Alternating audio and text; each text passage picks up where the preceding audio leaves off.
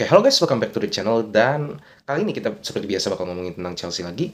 Sorry by the way kalau suara gue agak bindeng, memang gue lagi kurang enak badan. Tapi gue nonton Chelsea by the way agak sebenarnya agak cukup mengecewakan. Tapi ya balik lagi, kita sendiri juga masih on the process seperti yang udah dibilang sebelum-sebelumnya. Dimana lawan Crystal Palace kali ini kita menang di awal-awal, tapi harus di menit-menit akhir ini kita lagi-lagi ditahan imbang satu sama di Selhurst Park, kandangnya Crystal Palace. Dan ini jadi keempat kalinya di mana Chelsea kehilangan poin penuh secara beruntun. Yang di mana ini jadi concern banget buat khususnya para fans Chelsea.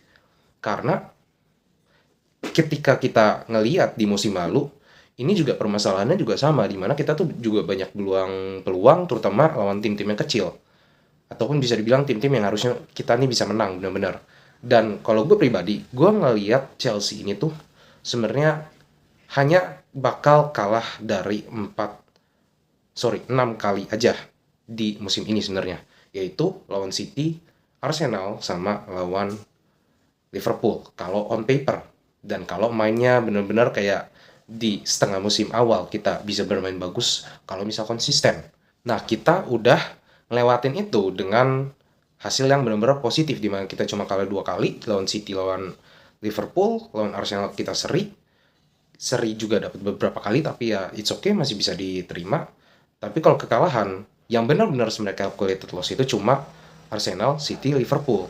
Tapi kali ini ya benar-benar lagi momen dropnya, kita bisa kalah lawan Fulham, kita bisa kalah juga kemarin lawan Ipswich, yang benar-benar terutama Ipswich itu harusnya kita bisa menangin, tapi itu udah berlalu. Jadi ya udah, kita fokus ke next game aja. Seperti halnya kali ini kita ngeraih hasil seri, dan Chelsea lebih baik fokus ke next game yang ada. Dan di next game itu WCL, jadi Chelsea seenggaknya bisa refreshing dulu sebentar, balikin lagi momentumnya, menang di sana, dan dibawa moodnya ke Premier League untuk menjalani laga yang lebih positif di Premier League.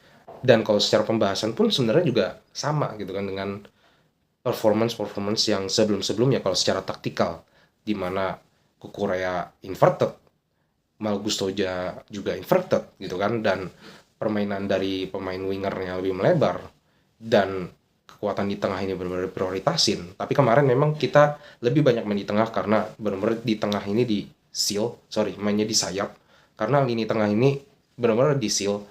Lawan juga udah belajar gimana Maresca juga pengen bermain untuk Chelsea. Intinya sekarang lawan-lawannya Chelsea ini benar-benar nge-stuck di lini tengah, supaya lini tengahnya Chelsea ini nggak bisa nyerang lebih bebas. Tapi balik lagi, tetap Chelsea is Chelsea gitu kan. Lini depannya sebenarnya kalau dari segi rancangan serangan itu udah oke, tapi yang jadi masalah adalah seperti biasa, finishing. Dan ini juga udah sering terjadi di 4 match belakangan, dimana kalau kita misalnya di awal-awal nggak bisa cetak lebih dari 2 gol, satu aja biasanya nggak cukup. Karena di menit akhir itu cenderung kita juga sering kemasukan juga. Dan udah sering juga ngebahas di mana momentum Chelsea itu justru ada di awal, tapi waktu udah menjelang khususnya menit 80, itu udah benar-benar secara performance Chelsea drop. Makanya momentum terbaik adalah Chelsea itu untuk cetak gol di menit-menit 0 sampai 45, bahkan 50 lah, 50-60. Itu momentum terbaik Chelsea untuk cetak gol rata-rata. Menit 65-70 masih oke, 75 udah mulai agak turun, baru menit 80 benar-benar drop. Dan ini terjadi berulang-ulang. Tapi di sebelum-sebelumnya, kita itu sering banget cetak gol di awal banyak. Makanya itu yang jadiin kita unggul sering. Dan di 4 match terakhir, kita nggak ngeliat itu. Kita cuma cetak 1 gol, akhirnya kita nggak bisa cetak gol tambahan, ya tinggal nunggu waktu untuk kita ya balik lagi kehilangan poin. Tapi ada satu sisi positif yang kelihatan di sini, yaitu dari sisi center back. Nah, kalau sisi center back di sini Archempong kelihatan bermain bagus di pertandingan kali ini. Dan kalau misalnya dia bisa bermain konsisten, bukan nggak mungkin kalau dia bisa ngegeser pemain-pemain center back lainnya walaupun dia masih berusia muda gitu kan. Dan sebenarnya plot dia itu ada di bek kanan, tapi di bek kanan sendiri juga kayaknya lebih percaya Gusto sejauh ini untuk diisi di posisi itu. Dan Archempong sendiri juga Maresca ngelihat punya potensi untuk bermain di tengah, jadi ya why not dicoba, akhirnya bagus juga ternyata secara performance. Cuma mungkin yang jadi PR dari pertandingan ini adalah dari segi passingnya, khususnya dari passingnya Gusto sama Kukurea. Dan kalau di sisi serangan, Nicholas Jackson, once again, udah sering juga dibahas di video-video sebelumnya, gimana dia kaki kiri, kemudian terlalu sering nge-shoot sama kaki kanan ya, sehingga gampang banget untuk dihalau sama lawan ya. Jadi itu aja sih sebenarnya yang benar-benar kenapa kita kehilangan banyak momentum, di mana lini depan kita yang biasanya gacor, kali ini sekalinya Jackson tersendat, Cole Palmer naik gitu kan 1 gol, tapi overall kita nggak bisa cetak lebih gitu kan. Dan biasanya tuh selalu ada yang step up, tapi kali ini bener-bener lini depannya tuh lagi turun semua, jadi ya imbasnya ya kena semua. Dan semoga di match selanjutnya kita bisa perform lebih baik, khususnya di lini depan juga, karena kita butuh banget lini depan terutama untuk bisa perform dan bisa cetak banyak gol, dan semoga juga defense-nya juga meningkat juga di momentum yang sama gitu kan. Jadi ya Arcempong next bisa dicoba di match Premier League. Dan satu lagi sebenarnya yaitu soal substitusi. Nah, kalau soal substitusi ini banyak yang mengatakan kalau Maresca ini benar-benar lagi-lagi ngelakuin kesalahan yang sama soal substitusi. Kalau misalnya ngelihat dari gimana pertandingan berjalan, di mana kalau Maresca memang butuh gol tambahan, sebenarnya bisa salah, bisa benar juga. Karena jujur gue pribadi juga ngelihat urgensi kali ini untuk ngelakuin pergantian tuh berbeda dengan Fulham. Kalau lawan Fulham itu posisinya kita benar-benar diobok-obok gitu. Tapi kalau lawan Crystal Palace ini enggak. Justru imbang dan kita cenderung agak lebih dominan. Mungkin kalau misalnya mau dilakukan substitusi adalah jika memang pengen nambah gol karena cuma dapat 1, kita bisa masukin 1 orang, contohnya Mark Guiu, misalnya Sancho keluar, Jackson ditarik lebih ke belakang untuk urusan build up, dia bisa melipir kiri juga, dia bisa dari tengah juga, mobile barengan sama Palmer dan Mark Guiu juga. Di sini juga kita bisa punya tambahan dari serangan gitu. Jadi kayak yang benar-benar wide itu ya kita kasih ke para pemain ininya, pemain lini belakang, dan juga mungkin Pedro Neto bisa digeser ke sisi kiri, sisi kanannya full buat Gusto main wide, bisa lebih ke situ. Tapi sebenarnya nggak terlalu urgent juga karena taktikal nggak kalah juga dari Enzo Maresca. Dan kalau buat dari segi gol, Palmer benar-benar jadi sorotan di pertandingan kali ini karena di satu sisi dia cetak gol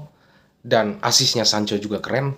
Dia ngedami, habis itu juga dari sayap oper ke tengah, ada Palmer di situ gol.